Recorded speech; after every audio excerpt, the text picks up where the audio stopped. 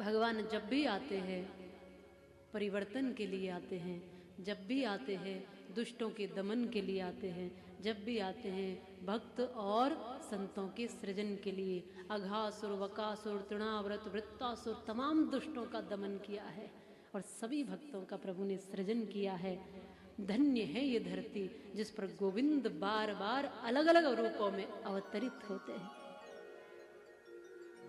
ये भूमि वो है जहां श्री कृष्ण भी आते हैं तो संस्कार लेते हैं उसी विधा से जैसे एक सामान्य बालक लेता है। ये संस्कारों की भूमि है, ये संतों की भूमि है, ये ऊंचे विचारों की भूमि है, ये श्रेष्ठों की भूमि है। यहाँ मंदिरों की ऊंची अट्टालिकाओं पर भगवा फहरा रहा है। यहाँ घर घर में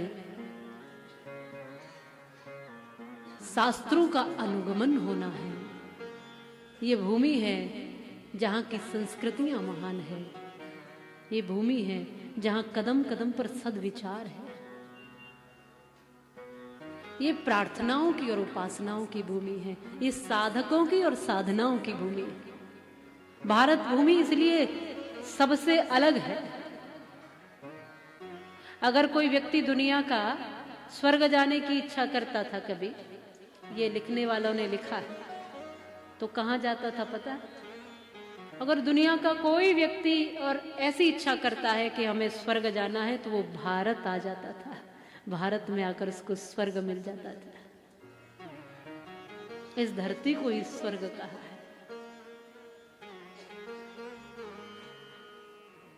ये वो धरती है जहां अपने से खाने से पहले दूसरे का चिंतन होता है। अपने मुंह में निवाला डालने से पहले दूसरे का चिंतन होता है। ये वो धरती है जहां पर चींटी के भी प्राणों की चिंता की जाती है। बड़ों ने कहा कि चलते समय ध्यान रखना तुम्हारे पैरों के नीचे कोई चींटी ना आ जाए, कोई कीड़ा ना आ जाए, कोई गलती से भी पाप ना कर बैठो। इतनी सावधानी, इतनी सूक्ष्मता संस्कारों में ये इसी धरती पर मिल सकती है। किसी जीव को दुख ना हो जाए तुम्हारी वजह से। मनुष्यों को छोड़ो, एक पक्षी को भी, एक पशु को भी। यहाँ अपने खाने से पहले अपने गोविंद की थाली निकाली जाती है। अपने से पहले संतों के लिए भोजन निकाला जाता है। अपनों से पहले श्रेष्ठों के लिए भोजन होता है। अपने से पहले यहाँ पर गौ माता का निवाला निकाला जाता है। गौ की रोटी घर घर से दी जाती है। किसी गरीब भूखे को भोजन कराया जाता है। चिड़िया पक्षी सबको दाना दिया जाता है। ये वो भूमि है जहां सबकी चिंता है, केवल अपने पेट भरने की नहीं सोचते हैं। इस भूमि में हम सबके लिए चिंतन करते हैं। ये वो भूमि है जिस भूमि पर हम तुलसी की पूजा केवल पौधा मानकर नहीं, उसको मां मानकर करते हैं। कोई संस्कृति या कोई देश ऐसा बता दो जो इस तरह से किसी पेड़ को पूजता हो। हम पहाड़ों को भी पूज लेते हैं, हम पत्थरों को भी पूज लेते हैं, हम पेड़ों को भी पूज लेते हैं, हम इस मिट्टी को भी पूज लेते हैं। हम भगवानों को तो पूजते ही हैं, पर हम इंसानों में भी भगवान देख लेते हैं। ये वो संस्कृति है। यहाँ कभी तुलसी को हमने पौधा नहीं माना, तुलसी को कहा तुलसी माता। हमने गाय को पशु नहीं माना, हमने कहा गौ माता। हमने नदियों को केवल जल नहीं माना, हमने कहा गंगा मैया, यमुना मैया। हमने इस धरती को भी केवल धरती नहीं कहा, मिट्टी नहीं माना, हमने कहा धरती माता। हमने इस देश को भी, राष्ट्र को भी केवल भारत नहीं माना, हमने इसको भी कहा भारत माता। यहाँ की हर वस्तु से जुड़ गया है हमारा नाता, इसलिए इस देश को भी कहते हैं हम भारत माता। ये वो भूमि है जिस पर गर्व किया जा सकता है। यहाँ के वो संस्कार हैं जिन पर गर्व किया जा सकता है। यहाँ जल को देव मान लेते हैं, यहाँ मिट्टी में देव मान लेते हैं, यहाँ कण-कण में देव मान लेते हैं, फूल और पत्ते पत्ते में भगवान मान लेते हैं। ऐसी संस्कृतियों से परिपूर्ण ये मेरे भारत की भूमि है। कई बार इसलिए मैं कहा करती हूँ कि देश महान नहीं बनता है केवल मोटर कारों से, और देश महान नहीं बनता है तोप तेग तलवारों से, देश महान नहीं बनता है ऊंचे महल मीनारों से, देश महान नहीं बनता है फिल्मी डायरेक्टर स्टारों से, देश महान नहीं बनता है ऊंचे भाषण नारों से, देश महान बना करता है ऊंचे आचार विचारों से। जब हम विश्व गुरु थे तब हम विचारों के बल पर ही थे।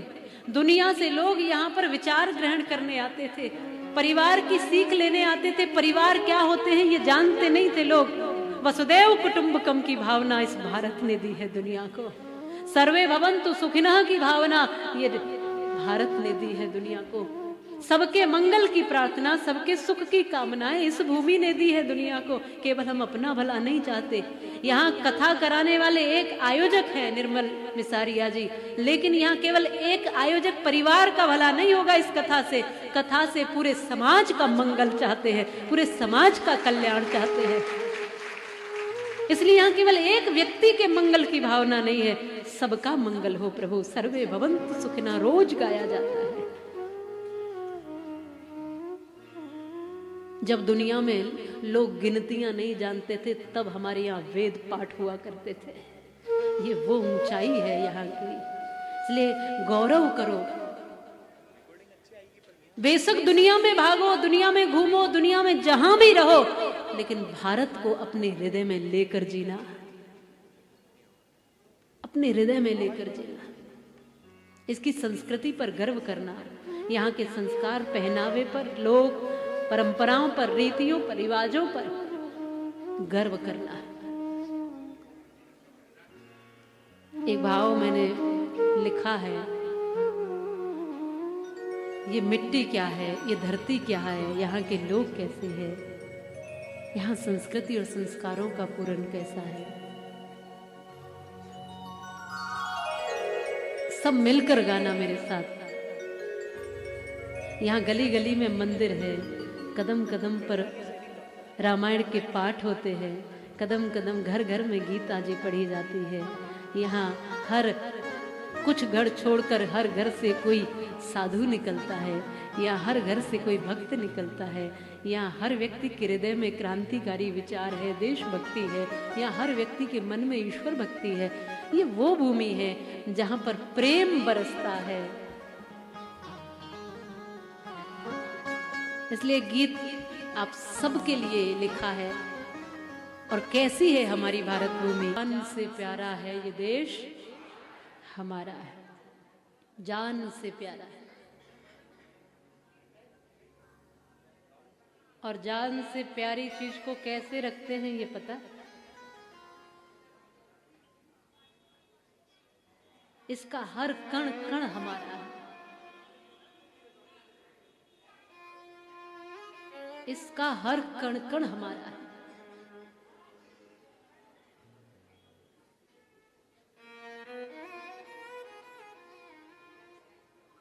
अगर देश को अपने भीतर समाहित कर लिया ना, तो फिर कहीं लोग चौराहे पर ऐसे देश की संपत्ति को समाप्त करते हुए दिखाई नहीं देंगे। फिर देश का हर नुकसान हमारा है, देश की हर तरक्की हमारी है।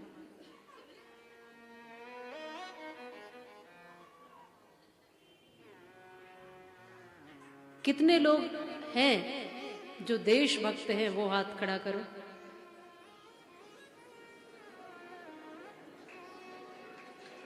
हम भी तो देखें, सभी हैं।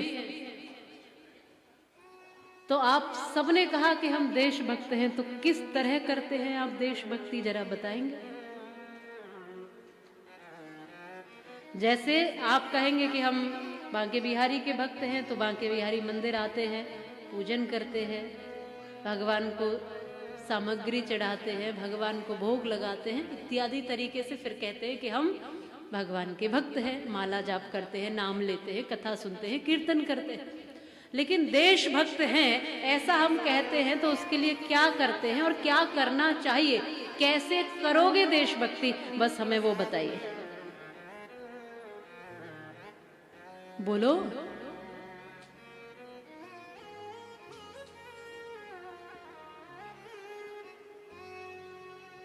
देश की भक्ति करने से पहले तो ये जानना चाहिए कि देश क्या है। सबसे पहले किसी बिल्डिंग का नाम देश नहीं है, किसी एक जगह पर कहीं देश नहीं बसता है। पूरा